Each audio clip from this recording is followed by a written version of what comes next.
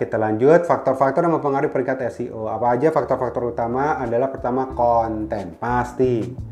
Ya, konten yang informatif, menarik, dan relevan dengan target audiens adalah kunci utama SEO. Kenapa? Karena konten yang menarik, konten-konten informatif, itu pasti kita bisa masukin kata kunci yang kita sesuaikan dengan kebutuhan yang sekarang.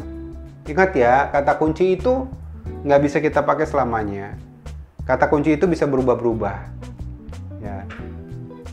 Seperti yang kemarin saya bilang, apakah kata kunci Ramadan, kata kunci Lebaran, kata kunci ketupat, itu bisa dipakai nanti setelah bulan April? Nggak bisa. Kenapa? Masanya udah lewat. Nah, maka dari itu perlu kita melakukan namanya riset.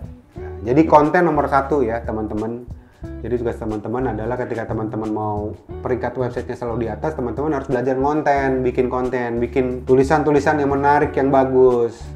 Nah, akhirnya mau nggak mau teman-teman akan belajar menggunakan storytelling. Kemudian backlink ya. Backlink adalah tautan dari situs web lain ke situs web. Backlink berkualitas tinggi dari situs web otoritatif dapat meningkatkan peringkat SEO.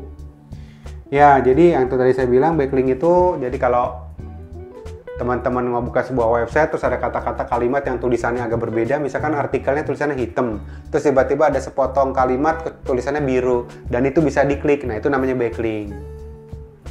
Sehingga backlink bisa meningkatkan traffic orang untuk datang ke website kita.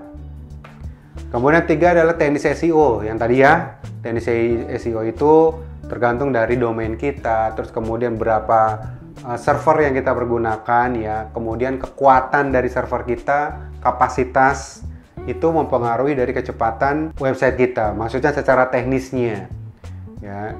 Jadi faktor teknis SEO ini memastikan bahwa situs web mudah diakses dan dirayapi oleh mesin pencari. Dirayapi itu maksudnya adalah di crawling ya.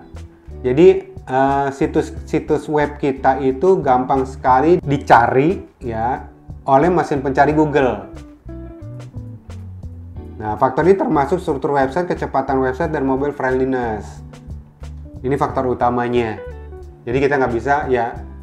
Memang kelemahannya kalau kita bisa nggak pakai misalkan pakai blog dulu bisa gitu. Tapi kalau blog, kalau isi konten kitanya yang udah berat-berat nggak bisa. Kenapa? Karena kalau blog kan websitenya masih free.